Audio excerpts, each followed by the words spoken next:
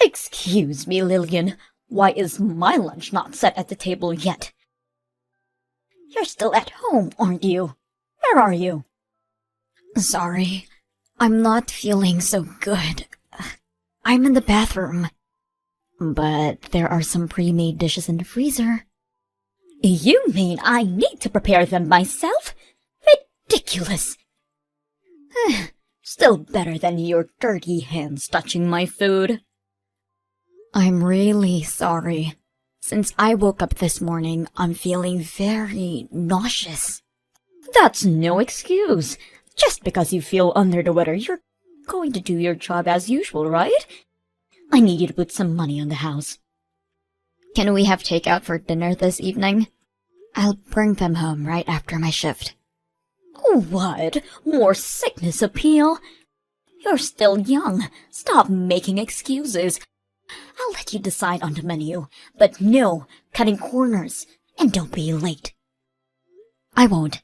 And also... What now? Nothing. Nothing? You can't even finish a sentence?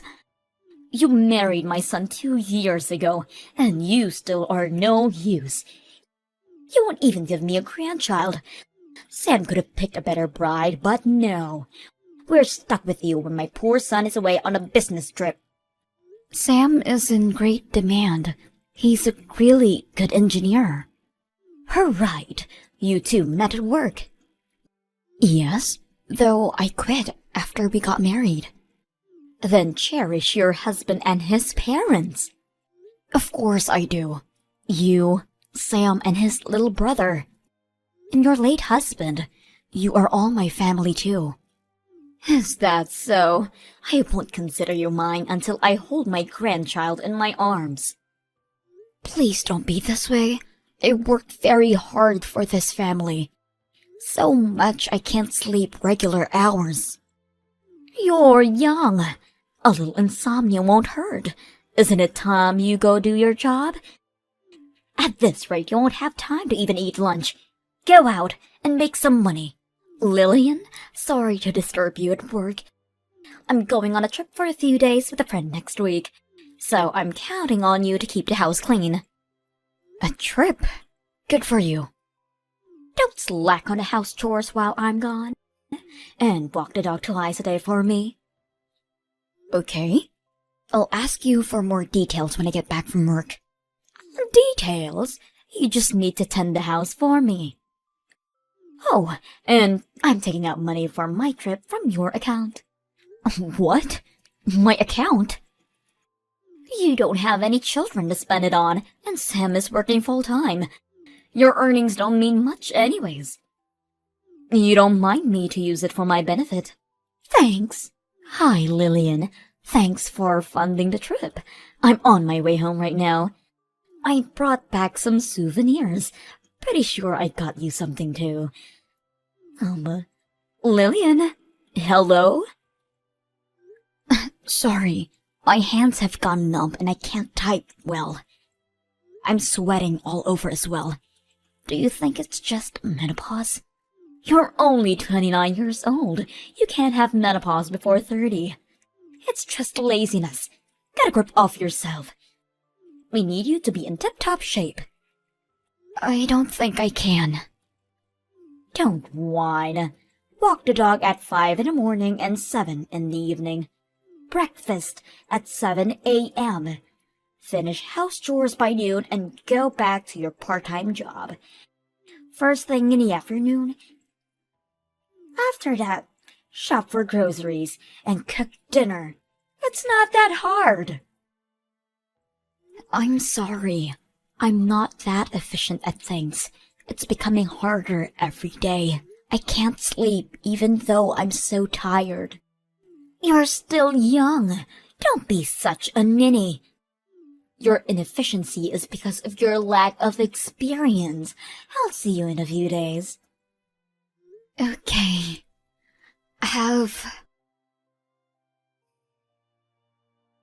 Lillian, where are you? I'm back from my trip. Won't you come out and greet me at the door? It's not time for your shift yet. Are you seriously not answering me? Where are you? Aren't you inside the house? Where's my lunch? Hurry up and come. My daughter died. What? What are you talking about, Lillian? Stop fooling around. You don't want to make me mad. Miss Daniels, this is Thomas. Lillian's father. I'm texting you from my daughter's phone. Thomas? Sam and his brother tried calling and texting you multiple times. You never got back to them. Sure, I got a few calls. I'm sure it was nothing urgent. If my child constantly calls me in such a short time, I would assume something has come up and call them back immediately. What do you mean she died? My daughter was cremated yesterday. Sam was the chief mourner at the service, so the ashes are still at your place. Is it really Thomas I'm speaking to? This is too dark for a joke. This isn't a joke. Lillian was found unconscious while cooking at your house. Sam was away on that business trip, so your other son called the ambulance. She collapsed in my house? Why would that happen? A journal? I never knew that. Sam was full of regret upon reading it. He couldn't save her from your slavery. He wasn't home most of the time, so he couldn't have known. I'm sorry. I just got back, so I don't understand. What happened to her? She had a stroke. I'll bring you the autopsy report in a few days. All right. Oh, the house smells like death. Sam must be near my daughter, so he'll fill you in on the details. Hello, Mrs. Daniels. Thomas, thank you for coming by the house today. I'm sorry we couldn't discuss matters. There were too many people around. Yes, everyone turned up. I was unsure if my son would be able to represent the family at the memorial service, but we got through. Mrs. Daniels, my daughter will have her vengeance. What? Your trip you went, my daughter was the one who funded, wasn't it? In addition to working and attending to the house, you have been constantly tormenting her. It's all written in her journal. Your son Sam cried in agony for not being able to protect her. I was guiding her as her mother-in-law. Your other son also testified that you've been hard on my daughter. Ever since your husband passed away last year, he tried to defend her every time he was present. But then you started to pick on my daughter while he was out working. That's an overreaction. Yes, after my husband passed, I depended on Lillian more so than before. Because there was no one to stop you. You tormented my daughter at your own will, criticizing her ways of houseworking, extorting her salary. What? It wasn't like that. Like what? Are you suggesting that it was even worse? These are all what your sons said about you. Oh, what? My children told you? And more. It's all a misunderstanding. I was trying to guide her as her mother-in-law. According to the doctors, my daughter died from overwork. Is that true? Yes, she had too much on her plate already, and her health deteriorated. Looking back, no. She has been complaining about feeling nauseous and such. That was only the beginning, but you made her work even so. And she died. Where? should I place my anger and sadness? Obviously to you, Miss Daniels. What? Me? Where would you even get that idea? You fool. My daughter is dead because of you. That's a false accusation. I did not cause Lillian's death. I couldn't have. I am not at fault. You won't even apologize. You seriously don't feel any guilt for what you have done? My presence alone couldn't have resulted in her death. That's absurd. I didn't do anything wrong. Can you say those words in front of my daughter's ashes? Of course I can. This is messed up. I just wanted you to apologize to Lillian. Fine then. I'll be the one to take action. What action? Are you going to blab around the whole neighborhood about how I am a bad mother? Don't you get it? I'm taking you to court. What? You shouldn't worry if you have nothing to be ashamed of. Sudden death from overwork. If you're not at fault, then who is? She's been working her job too hard. She was too tired out to do chores around the house. Even if that is so, you were the one who made her do all the work around the house after her shifts. Didn't make her do anything. She insisted. So I let her at it. That's not what she wrote in her journal, or what your sons said. I'm not... Just think over this again, eh? We should have peace, not argue after Lillian's passing. I want the truth to be out. I'm not changing my mind. You will hear from my lawyers. Thomas, I've received an envelope today. What are these papers? Ah, yes. Those are court documents. Make sure you read them before you show up for the trial. I'm looking over it right now. Your name is nowhere on this paper. Oh, the prosecutor is Sam. What? My own son is prosecuting me? We felt that the mourning husband would be fit, rather than the mourning parents who haven't seen their daughter in a while. Then who should I turn to? Not your other son. He's standing with us. No way.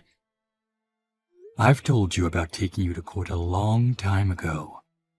Of course, you have your lawyers ready. I was planning to discuss matters with Sam when the time came, so...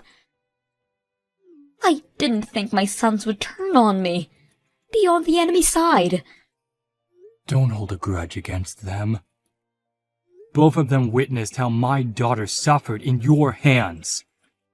It's understandable they wouldn't want to support their evil mother. But disputing inside the family... I'm already uncomfortable living with them. Why don't you move out then? I have an acquaintance in real estate.